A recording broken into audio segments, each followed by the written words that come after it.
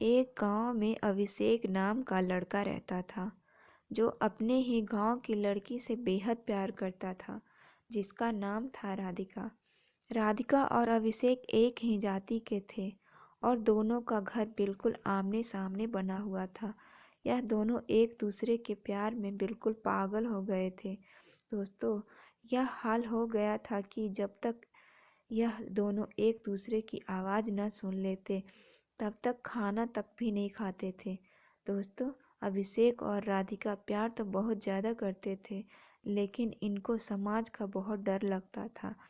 सोचते थे अगर हमारे परिवारजनों को मालूम पड़ गया तो हमें बहुत लज्जित होना पड़ेगा। इसलिए यह दोनों मोबाइल फ़ोन के द्वारा बात किया करते थे। बात किए बिना इनकी एक पल भी नहीं बनती थी।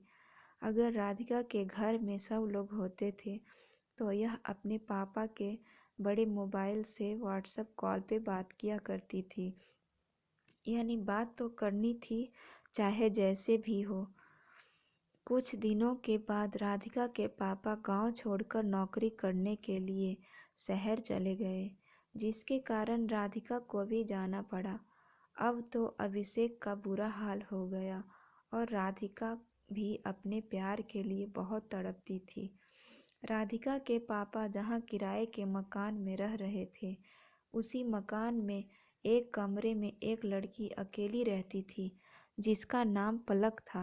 राधिका उसी शहर में उसी मकान के पास ही एक स्कूल में पढ़ाने लगी, लेकिन उसका मन पढ़ाने में कम लगता था, अभिषेक के पास ज़्यादा रहता था।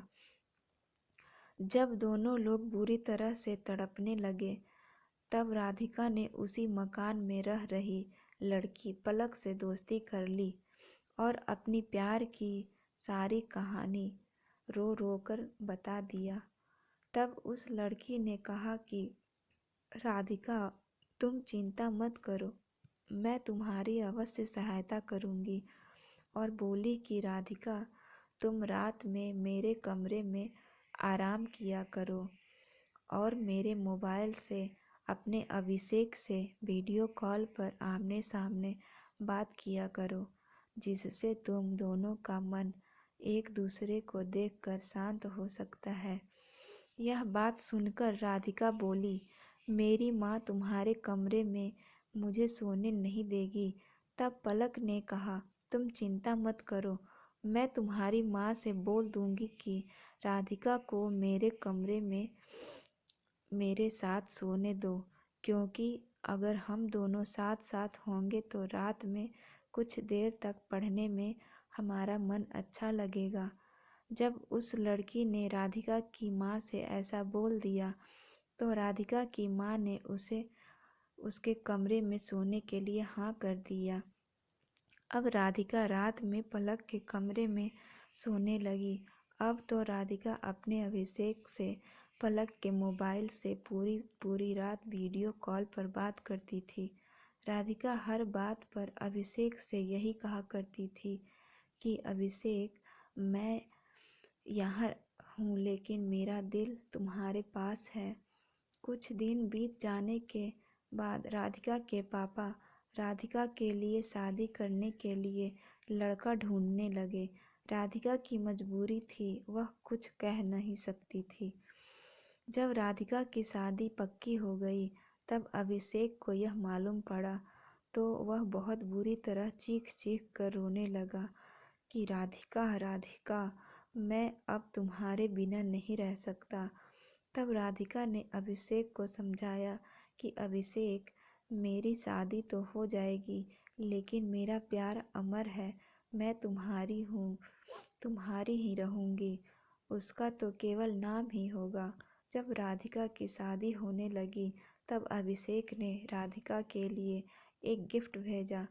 राधिका ने जैसे ही गिफ्ट को खोला तो वह दंग रह गई और फूट फूट कर रोने लगी। क्या आप जानते हैं कि क्यों रोने लगी थी? क्योंकि उस गिफ्ट में खून से लथपथ अभिषेक का दिल था। उसके साथ एक प्रेम पत्र था। उस प्रेम पत्र में अभिषेक ने लिखा था कि मेरी प्यारी राधिका, तुम अपना दिल तो मेरे पास ही छोड़ आई, इसको तो ले लो, यह कहाँ अकेला भटकेगा, तड़पेगा। राधिका उस खून से लथपथ दिल को अपने दिल से लगाकर चीख चीख कर रोने लगी और कहने लगी कि अभिषेक, तुमने यह क्या कर दिया। तब उसे अपने अभिषेक की बहुत याद आने लगी और भगवान से प्रार्थना करने लगी कि हे भगवान, अगर प्यार देना है तो प्यार को एक दूसरे से बिल्कुल अलग ना होने देना। दोस्तों, आप लोगों के ये कहानी कैसी लगी हमें कमेंट में ज़रूर बताएं।